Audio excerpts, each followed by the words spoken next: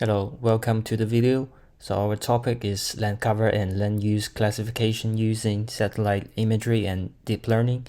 So the project sits at the intersection of artificial intelligence and environmental science. So we want to use the new AI technique to collect and identify data of Earth's surface quickly and efficiently. So this is very helpful for the future researchers. And land cover classification is basically identifying forest, urban areas, water bodies, and agriculture zones. So these things are fundamental for tackling climate change or managing natural resources or planning resilient cities. So historically, we use traditional method that relies on manual interpretation of satellite images, which is time consuming and error prone. By using a deep learning model that automates this process can help us finish the work more easily and with very high accuracy based on just the freely available Sentinel-2 satellite data.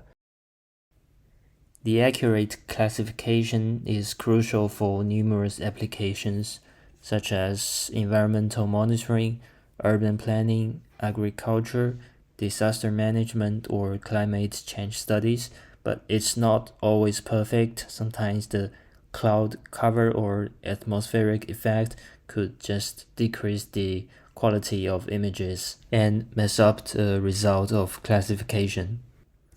In this project, we use Eurosat dataset, which is derived from Sentinel-2, and it contains 27,000 labeled images patches across 10 land cover classes. There's two ways of supervised learning. So the first one is manual labeling. We can use tools like QGIS or Iris to work with raw satellite data.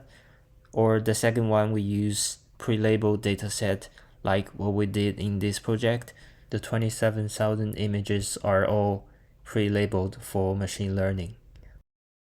Now we mount the Google Drive and import all the necessary library tools, including PyTorch and its related tools, which is also the core of our neural network machine learning model. Here we defined the path of accessing our data and set index for the 10 classes that we used. Before we process the data, we also need to firstly read all the image file names and their corresponding labels. We need to save them into a CSV file and use the CSV files for future training and validation. To ensure the quality and accuracy of our data, we take 90% of data for training and 10% rest for validation. We now resize each image to make sure they're all the same and transform them into tensor that can be used for PyTorch. We randomly pick 64 images in one batch for training, and this is how it looks like.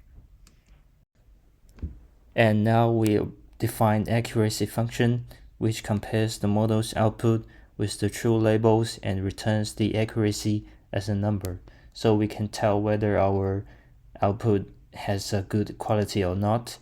We apply this on both training data and validation data.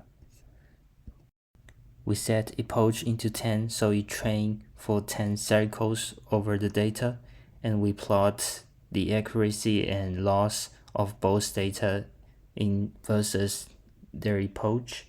We can clearly see from the plot that there's a significant decrease in loss across the epoch in both training and validation data, and an increase in accuracy. Here is the final result of prediction labels versus true labels. We used a confusion matrix to better display and compare them. We can see from the matrix that the darker blue color means higher accuracy, and the prediction labels are well fit to the real labels, except some mix-up between highway and rivers.